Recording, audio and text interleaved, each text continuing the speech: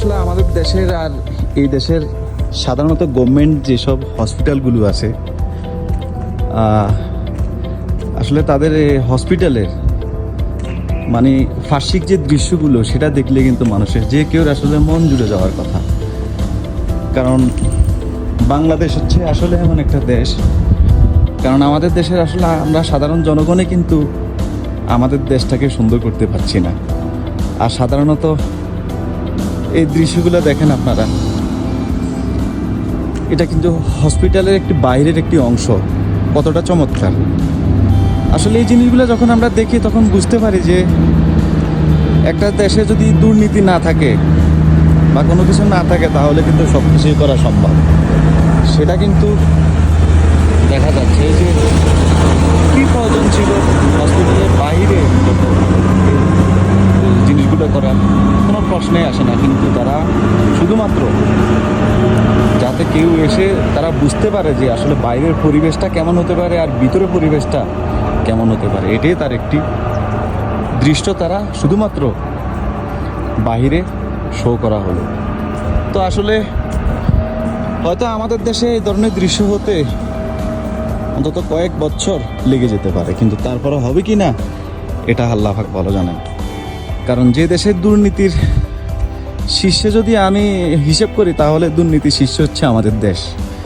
ওই দেশ কিভাবে উন্নত হবে এটা ঠিক বুঝতে পারছি না, হবে না কখনো। আরেকটা জিনিস দেখাচ্ছি আপনাদেরকে, একটু দেখেন আপনারা কি প্রয়োজন ছিল এখানে শুধুমাত্র এই পানির ঝর্ণার মতো একটি জিনিস করার। আসলে এরা সৌন্দর্যে সবসময় মুগ্ধ, মানে এরা সৌন্দর্যে সবসময় প্রাধান্য দেয় বেশি। এই দেশের মানুষ আসলে কতটা মানে সমৃদ্ধ আমরা এই জিনিসগুলো দেখলে বুঝতে পারি। এই যে পানির কৃত্রিম একটা লাইন তৈরি করা হলো শুধুমাত্র মানে ফার্সি কেউ যদি এসে এখানে যাতে তারা দেখতে পারে।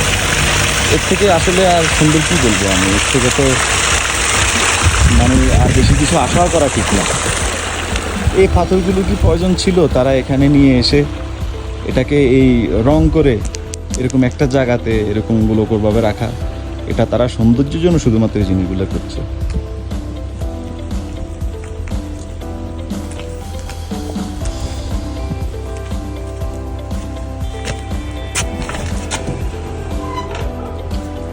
আমার একজন কলিগ ছিল, এখানে বসতো, তার ডিউটি এখানে, কিন্তু এখন তো দেখতে পাচ্ছি না তাকে। তার কাম শুধুমাত্র এই যে আমাদের দেশে যেরকম ওই যে আপনার ট্রেন যখন আসলে এই জিনিসটা নামিয়ে দেওয়া হয়, এখানেও হচ্ছে এটা হচ্ছে সম্পূর্ণ বিলা। এখানে ডাক্তার, নার্স এই ধরনের মানুষ মূলত তারা থাকে, তো তাদের সেফটির জন্য কিন্তু এটা করা হচ্ছে। তো যে কেউকে কিন্তু আসলে এখানে ঢুকতে দেওয়া হচ্ছে না।